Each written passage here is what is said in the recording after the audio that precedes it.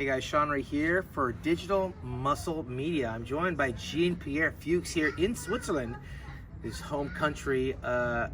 Pierre is a 1990s bodybuilder. You guys might remember him for his wide back and his photo shoots with Mr.Olympia and Flex magazine. This is one of our Where Are They Now? Pierre Fux has been comfortably retired for many, many years, and we are actually here covering a bodybuilding competition out here in Switzerland. Jean-Pierre, is it Jean-Pierre, Jean-Pierre? How do you say your name? Second, Jean-Pierre. Jean-Pierre, you came to America to bodybuild back in 1998? No, I mean, I was at the end of my career when I left for the United States in 99. 99. I mean, at the height of my career, I was living in Switzerland. Mm-hmm.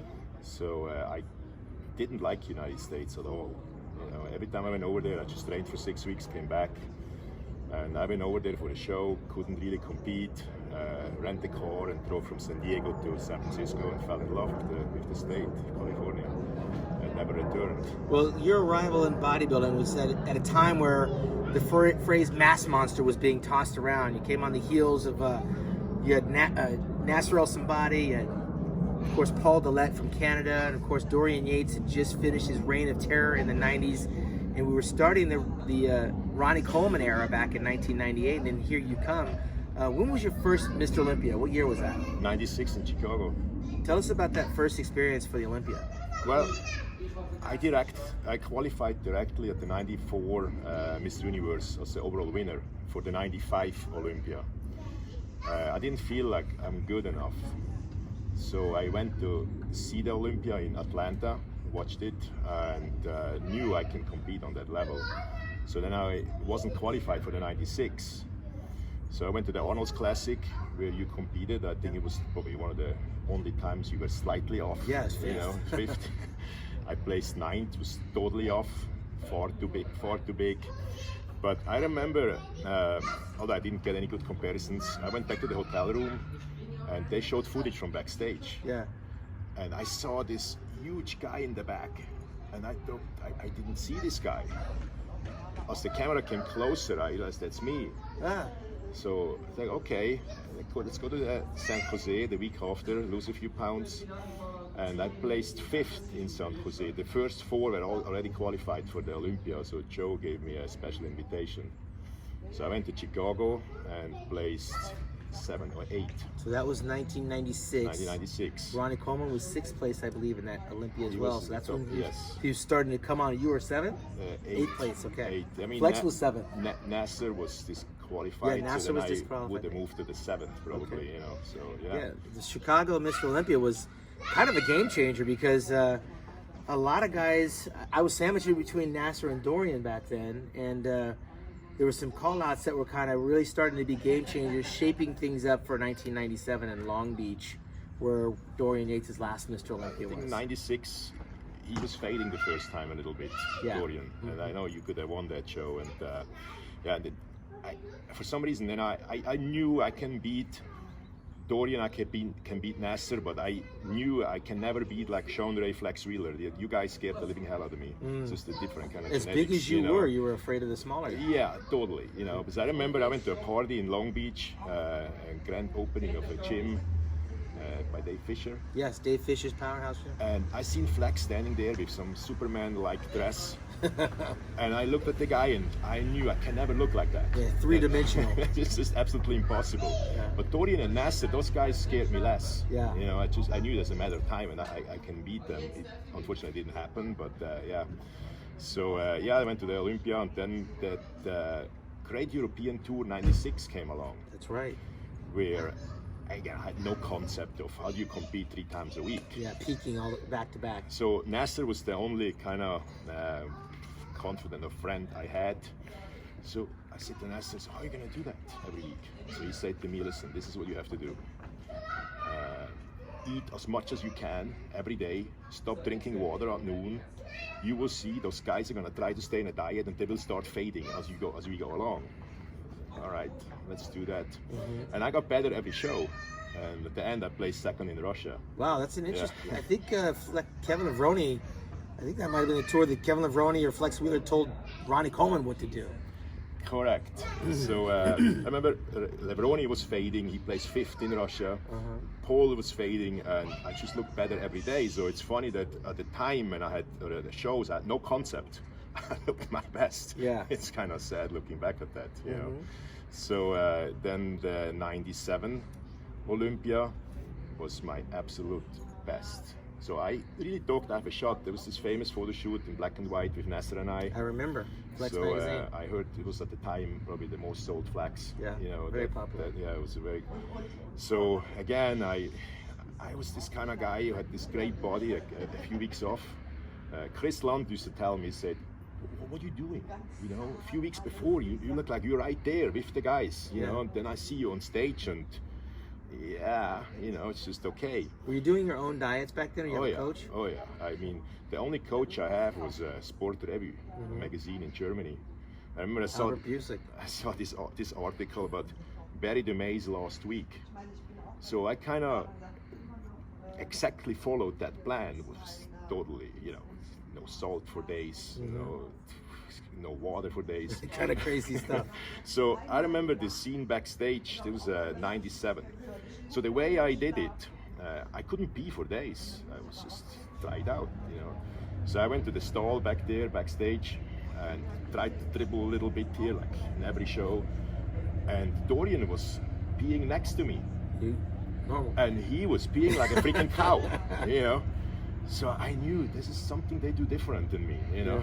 Yeah. So when I visited Nasser, when we talked all nights, you know, we often did, he was very smart in that regard. He knew I could be a threat for him, you know, and he just gave me little advice here or there, but never when it came to dialing in for a show. Right. So I wasn't smart enough to really hire the right people, get the right information, you know. So all that we saw was just a reflection of your trial and error. Oh yeah. I mean, I loved the training. I trained as hard as anybody in off season, but I didn't understand what it means to be a pro when it comes to presentation. Now, when you, for example, see pictures of me, there's hardly a picture where I really keep my stomach in. Yeah. You know, I just, these Relax. kind of things which are really important, you know, to really be a top bodybuilder. I didn't take care of them. Yeah, you didn't have the mentorship.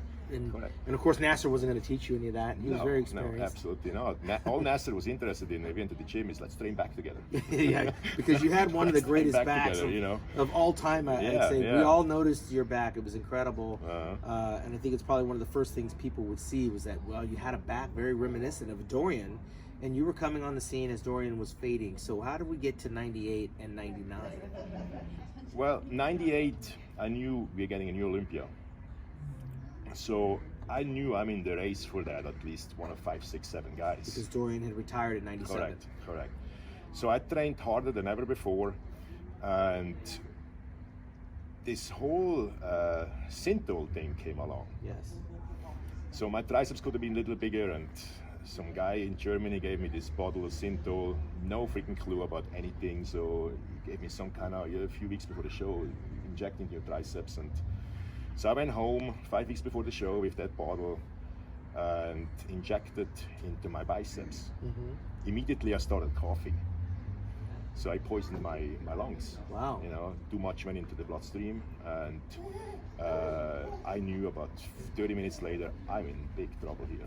Yeah. You know? So I not even called the hospital anymore. I knew I have to leave myself immediately. So I went to the car, speed to the hospital, and what do? You walk into the hospital and go, hey, I put synthol in? I called them. I said, I injected something. I keep coughing, you know. It was like somebody slowly kind of strangling me. Yeah. Yeah. Were they prepared for this? Oh, yeah, Because they you were came waiting. in, you had to be 300 pounds. They were waiting for me. They knew pretty quickly what's going on. So I remember they took me in, and I was like almost like leaving my body and watching the scene from above. Yeah. Where they were constantly saying, we can't bring his pulse down. We can't bring his pulse down, like 220. You were scared? You know? You were scared in the state of... No, totally calm. I was not in my body. I felt like, okay, I died. Wow. I'm watching this from above. As we all know, I didn't die. So I had to stay in the hospital for weeks. Wow. They just, with Lasix IVs, they tried to get this water out of my lungs, and it just started filling up again. I never heard this because, I mean, obviously in today's information age, we would have heard about it 5 minutes later. Back then we only had the magazines, so this wasn't something that was public knowledge to people. And it was also not like a bottle with written on Insulin or anything. It's from a friend in Germany. Yeah. Who the hell knows what the hell was in there, you know? And a week before the show, so what I started to do in the hotel room, I was like, in the hospital room, yeah. as I got a little better, I couldn't train, I just started to flex all day. So kind of like Jack LaLanne, you know, it's just kind of tension and things. So I lost, 25 pounds, but I was so different. My mindset was, okay, now I have a different body. You know, I'm more streamlined. They're going to like that. Mm-hmm. You know, I have to go to New York to compete because they're looking for a new Olympia. You know, it could be you. From the hospital bed to the Olympia. A week before, I say to the doctor, I need to go to New York to compete. Wow. He's like, no, we cannot release you. You still have a water film on your lungs. You know, I remember on the plane, I could hardly breathe. Wow. So I went to New York and placed 10th. Wow, off the deathbed. It's 10th, yeah. So I mean, looking at the pictures now, it's shameful. You know, I should never have competed. But yeah, we're our own worst critics. Yeah. But even in your worst condition, you were still a top 10 bodybuilder in the Yeah. world. And of course, Ronnie Coleman would go on to win that show. And then I think your world changed dramatically, and you became infamous. Well, then I went right back to the next off-season cycle, and I remember as I started my diet for the 99 show, that was my biggest ever. But the first time, and I have some pictures for you about that, you've seen my symmetry changing. You know, so later on, when I analyze what happened, I know what happened. You know, using too much insulin, too much food. You know, it's just my midsection changed. So I knew when I started my prep that this is not going to happen. You know, that this is not looking good. I'm not gonna beat Ronnie Coleman. You know, I could just tell. I could just feel it. Did you know, or were you aware of a lot of other bodybuilders at the time maybe using insulin? Because it was very popular back then. Well, it's kind of a game changer in our industry. I remember how I found out about insulin. So I heard that guys in the United States using insulin. Many years before that, that was in the late 80s. Yeah. So I took a friend who spoke English. We went to Venice and we looked for the biggest guy in the gym, Mike Christian. Mike Christian. So we went up to him and he said, "We're here from Switzerland. We're here to learn about insulin." Like he's a teacher. And he was laughing loud out, and he told us a story about, yeah, I used that once and I ate too much and I eat chocolate all night. So we felt they're not gonna tell us their secrets. Yeah. You know. So we went home and I think, how do I find out about insulin? So I asked a doctor who's working with diabetics, and he kind of gave me a plan. I remember what he told me in the gym. He said to me, "Well, I never thought of it that way, you know, using insulin that way. As a bodybuilder, let me think about it." And the plan he gave me is pretty similar to what they're still doing today. You know. So the problem was then that when it started working, I got bigger. You know, how good the quality was, it's hard to say now, you know. So I started to use more and had to eat so much food. This became the problem in bodybuilding. So, and back then I ate a lot of wheat products. I started to inflame my gut, you know. So, it just wasn't a great physique anymore. I seen the guest posing recently from Colmar from that time. It's close to embarrassing, you know. I mean, I'm probably one of the biggest guys in the world, but it was just not what bodybuilding is about. You think the insulin was the game changer for you? Yeah, absolutely. I mean, even if I'm known for being a mass monster, in the first few years, between 95, 96, I had an unbelievably great symmetry for a big guy. Yeah. You know? And then after that, I could hold it for another 97, 98, somewhat the symmetry, and then it fell apart. Yes, insulin was a game changer for the negative, absolutely. Well, so let's fast forward to the infamous photo shoot that people might have forgotten. If you missed it, you got to Google it. But you looked like you were squatting on a photo shoot leading into a competition because you looked like you were in pretty decent shape. You looked like you had 1,000,000 pounds on your shoulders, but you had crashed. I wouldn't say decent shape. Every year I kind of... Was it off season when you were taking this photo shoot? No, it was before the Night of Champions. We were kind of fighting for who's the best German-speaking athlete. You know, Markus Rühl was on the way up. Another mass monster. Was on the way down. Okay. So the prep didn't go well because I was already mentally done. What year? That was 2002. 2002. You know, then 99 to 2000, I was kind of moving to the United States. I started my business. I kept making up excuses why I can't compete. I knew at that point I can't be Mr. Olympia anymore. So there was no interest really. I lost my drive when it comes to the last 5-10% you need to really compete. But all the years before, I was convinced, you know, if realistic or not is a different question, but I was convinced I can be Mr. Olympia. So in 2002, tried to compete again, went to this photo shoot, and we did, I don't know, 7 plates, something like that. But I was a very strong bodybuilder. But Chris Lund, the photographer, was known for letting the bodybuilders use real weight, no fake sweat. It was like a workout. I mean, a legitimate photo shoot. Like I say, the weight on the normal circumstances wouldn't be a problem, but it's got close to a show. You know, you shouldn't do stuff like that.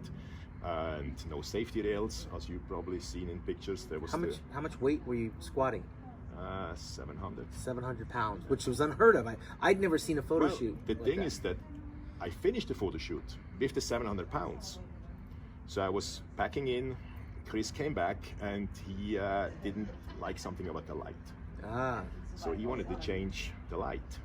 He said, "Can you come back and do 2 repetitions?" About 4 or 5 minutes passed. So some time you cooled off. And the back of the gym, I think it was Costa Mesa. No, it was Powerhouse Gym in Powerhouse, Fullerton. I think it was open. It was kind of... That was my gym. I trained there with Milos. Milos was the owner, but that's where I did my bodybuilding. So I cooled down and I was tired of starting over again, you know, and it's just, okay, let me do the 1 or 2 rep. And I described that on Dave's show, RX Muscle Show. The next thing was a very spiritual experience. What happened?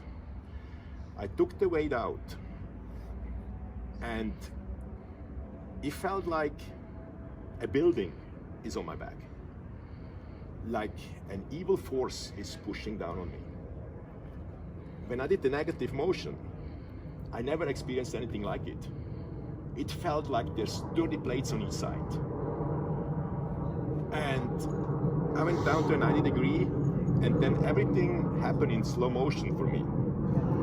The left quad totally tore. My whole weight went on the right leg. The right leg twisted out, tore the quad and the patella, and I was on the floor. With your feet underneath you. Yep. And the weight still on your shoulders. There's weight behind me then, as I fell. And I had no doubt, this is the end of my career. You know, sometimes you have an injury, you know, I hope it's not too bad, you know, I hope there was no doubt, this is all gone. Wow. Yeah.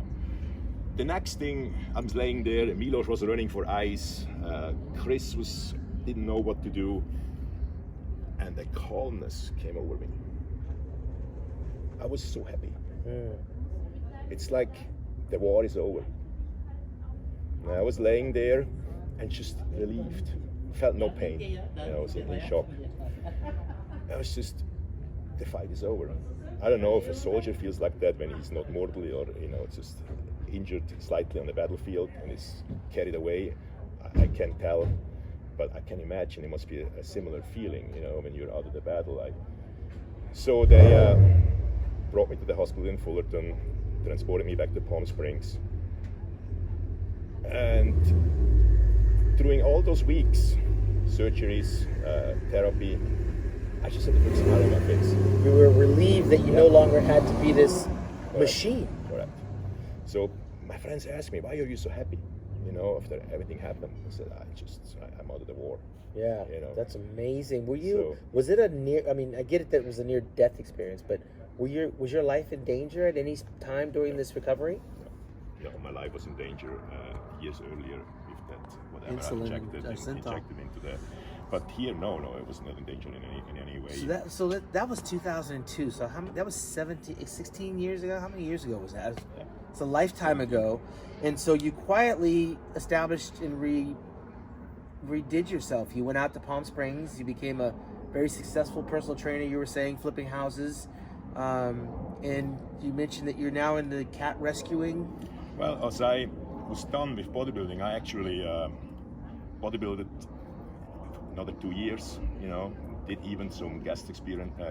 You did make a comeback after the injury. Well, you know, it was kind of cashing more checks, kind of, you know, doing some gas posings, till one day I partially tore a hamstring.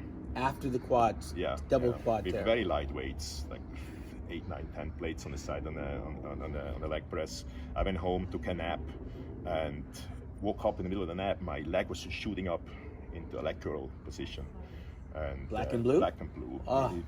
Double size. On the front and the back?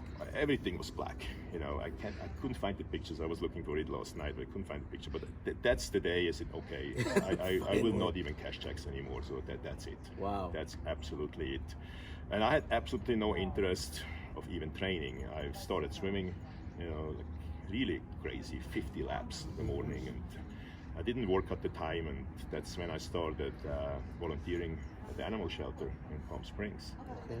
That's where this next chapter, we briefly talked about it, with the cat rescue started. And I was away from the scene for maybe 10 years. Yeah. Till in 4 or 5 years ago, I got contacted by an official from the Colombian Bodybuilding Federation. And it was amazing when the social media all started. Daily, I was contacted. You're my hero. Check this picture. Your picture is on my wall. So I couldn't believe it after 10 years. And in my view, a totally screwed up career. Yeah. How many people saw that totally different? Yeah. Social media gave like a second life to a lot of absolutely former bodybuilders. So people like, daily, when are you back competing? We miss you on stage. And this was 10 years after I hardly trained anymore. Yeah. So I was contacted by the Colombians if I can take over a team in Bogota and prep them for the Medellin Amateur Olympia the year after. What year is this? It's been 3-4 years ago. Okay. Yeah. So, like you know, I wasn't famous for dialing myself in. So if I do this, I'm gonna really have to study. Yeah. It became an obsession to me. I knew I can build muscle. I knew I can even build muscle in the sense that you survive it. But if I want to help people, I need to know how to dial in. So you learn everything. I learned, I started to go to Dave Palumbo seminars, and I read everything I could. And whenever I was on the road with an athlete, I looked at them every 3 hours. Mm-hmm. You know, even if I had at one point 11 people in the same hotel all competing in Colombia, I just went from hotel room to hotel room taking pictures. And it took me another 2 years, and I think today I'm there where I should have been back in the day. So I know how to dial in people. Okay. So that got me back into the business, and today it's between my cat rescue and prepping people, a little bit of personal training in Palm Springs. So I'm having a good life. Well, we're here in Switzerland for the first ever NPC World Championship competition. Do you have anybody in the show that's you're prepping? A couple of guys, yes. So you're helping some of the Swiss athletes, and then you said you were going to head over to Romania. I'm going to Romania next week.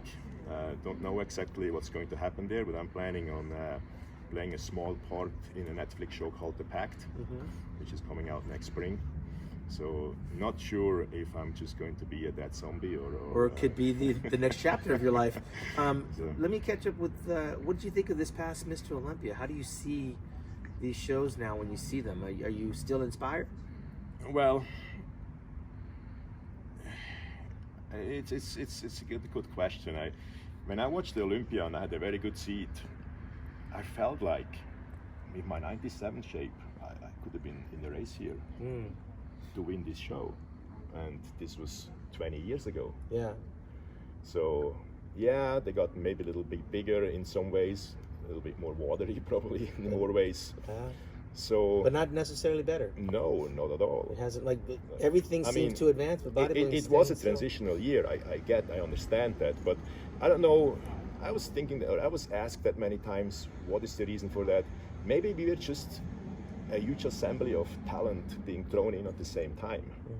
And in my case, people like you, Nasser, Flex, and Dorian, they made us all work harder. Yeah, I think we raised the bar for each other. I also think that when you go back to the 90s, you're dealing with a lot of bodybuilders that were in control from start to finish of the finished product. There weren't a lot of trainers. There weren't a lot of gurus. You didn't have the assistance of a meal prep company. You had to figure it out. Yeah, of a coach, of a guru.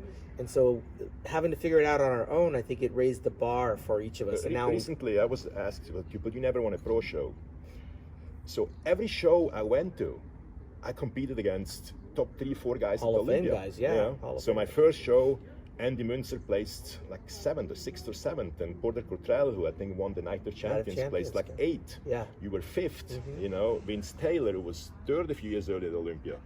Then a week later, you went to a follow-up show, a smaller show. So then there is Kevin and Paul An Olympia and lineup. Vincent. You know, it was every show was like that. Yeah. And I told you, I placed 2nd in Russia, beating Paul Dillette, beating Kevin Levroni. Although it's not maybe the best Kevin Levroni, but I did beat him 2 weeks after the Olympia. Yeah. So now looking back, I can be a lot more proud than I really was for many years. Yeah, I think a lot of people get caught up in wins and losses to determine how good an athlete is. I mean, mind you, Gene, I won 2 shows. People, it's a little known fact, but I only won 2 shows. You know, I got disqualified in '90 for the first Arnold Classic, but it wasn't the 2 shows that people remember that I won. It's the body of work and also the level of competition we were up against. If you were not in the top 10, what meant automatically qualified. Right. It became very rough. After that, maybe 4 or 5 people qualified all year. Yeah. That was pretty much it. Well, I think the game changed a little bit in the absence of Joe Weider and his brother Ben and what all they've done. And so now, if people want to get a hold of you because you're coaching and you're teaching like you're doing here this weekend, how do they do that? Social media, Instagram, jpfux511.